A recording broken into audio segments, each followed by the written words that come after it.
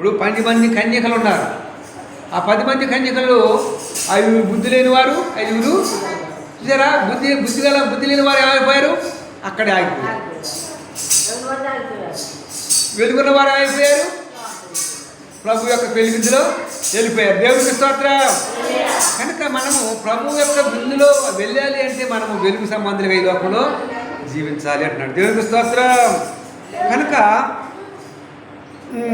ఆయన ఎందుకు విశ్వాసం ఉంచువాడు తీర్పులోకి రాడట. దేవునికి స్తోత్రం. ఎవరైతే దేవుని ఎందుకు విశ్వాసం ఉంచుతారో వారు తీర్పులోకి రాక మరణము నుంచి తప్పించబడతారు. దేవునికి స్తోత్రం. తీర్పులోనికి రాక మరణము నుండి జీవములోకి దాడతారు. దేవునికి స్తోత్రం. కనుక జీవములో వెళ్ళినట్టయితే మనం అక్కడ 1000 ఏళ్ళు సురక్షితంగా ఉంటాం. దేవునికి స్తోత్రం. ఇక్కడ మనిషి బ్రతికేది 70-80 సంవత్సరాలే, కానీ అక్కడ 1000 సంవత్సరాలు. అందుకని ఆత్మల రక్షణ కొరకు ఆయన ఈ లోకానికి వచ్చాడు. నశించిన దాన్ని వెతికి రక్షించడానికి లోకానికి అనేక మంది ఆత్మలు నశించిన అక్కడికి కోట్లాదిగా ఉన్నారు. ప్రభువు తెలవని వారు కోట్లాదిగా ఉన్నారు. వారిలో కొంతమందికైనా నీ సువార్తను ప్రకటించాలి. దేవునికి స్తోత్రం. కొంతమందికైనా కనుక మనం ప్రకటించేవారికి ఉన్నాడు. తన క్రియలు చెడ్డమైనందున మనం చేసే ప్రతి పని కూడా చెడ్డమైనందున మనుషులు వెలుగును ప్రేమింపక చీకటినే ఏమి ప్రేమిస్తున్నారు.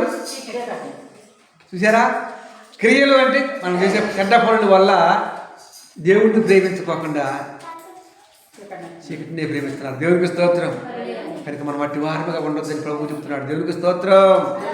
కనుక ఈ లోకంలో ఉంటున్న మనము, రక్షించబడ్డ మనము అనేకులను రక్షించేవారిగా మనం వెలిగించబడ్డాం. మన దీపము అనేకులకు వెలుగుయటానికి దీపస్తంభం మీద పెట్టినట్టయితే 10 మందికి వెలుగును పంచుతుంది. దేవునికి స్తోత్రం. అలాగని మనము కూడా వెలుగు సంబంధిగా జీవిద్దాం. మన వెలుగుని అనేకులకి పంచుదాం. తమ క్రియలు చెడ్డమైనందున వెలుగును ప్రేమింపక చీకటిని ప్రేమించాడు. దేవునికి స్తోత్రం. కనుక ఈ లోకంలో ప్రతి మానవుడు చీకటి జీవితం జీవిస్తున్నాడు. దేవునికి స్తోత్రం. ఎందుకనంటే తన అనేకమైన అపరాధాల చేతను పాపముల చేతను చచ్చిన వారమై ఉండగా క్రీస్తు మన కొరకు చనిపోయి మన తన వారసులుగా, తన యొక్క కుమారులుగా, కుమార్తెలుగా ఆ శిలువ బలియాగం ద్వారా మనకి రక్షణ కలిగించాడు. దేవునికి స్తోత్రం. ఈ లోకంలో ఉన్నారు చాలామంది దేవుళ్ళు ఉన్నారు, లేదని అంటలేదు. కానీ చనిపోయి తిరిగి లేచిన వాడు దేవుడు. చనిపోయి తిరిగి లేచిన వాడు ఎవరు కూడా లేడు. కనుక ప్రభు ఈ లోకానికి వచ్చిండు. తన పని ఏంటంటే పాపులని రక్షించడానికి వచ్చాడు. దేవునికి స్తోత్రం. పాపిని ప్రేమించలేదు కానీ పాపాన్ని ప్రేమించలేదు కానీ పాపిని చూసారా, పాపిని ప్రేమించాడు. తప్పుని ఒప్పుకునేవాడిని ప్రేమించాడు కానీ తప్పుని కప్పుకునే వాళ్ళని ఎవరిని ప్రేమించలేదు. దేవునికి స్తోత్రం. పాపుల కొరకి ప్రభు ఈ లోకానికి వచ్చింది కానీ పుణ్యాత్మ కొరకు ఈ లోకానికి రాలేదు. దేవునికి స్తోత్రం. కనుక మనం ఈ లోకం ఉంటున్న మనం ఆ ప్రభువుని ఆ యొక్క మాటలు మనం అనేకులను రక్షించే వారముగా ఉండాలి. వెలుగు సంబంధిగా జీవించాలి. వెలుగుకి చీకటికి పొత్తులేదని చెప్పాము, మంచికి చెడ్డకి పొత్తులేదంటున్నాము.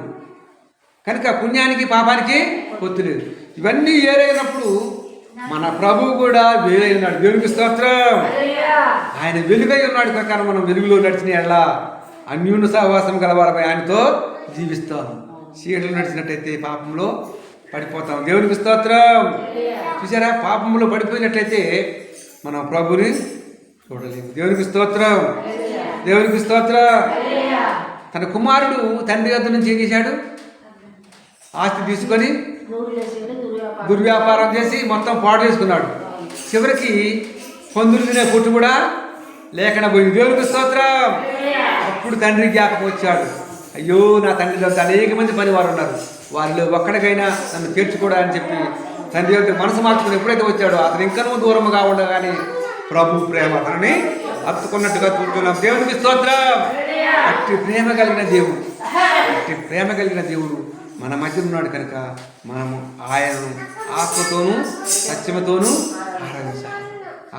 మన ఆత్మతోటి సత్యముతోటి ఆరాధించినట్టయితే ఆ సత్యవంతుడి సన్నిధికి మనము చేరుకుంటాము. కనుక ఈ కొద్ది మాటలు ముగిస్తున్నాను. ఇస్టాఫర్ 810 ఛానల్ సబ్స్క్రైబ్ చేసుకుని అనేక మందికి చేసేయవలసిందిగా కోరుచున్నాము.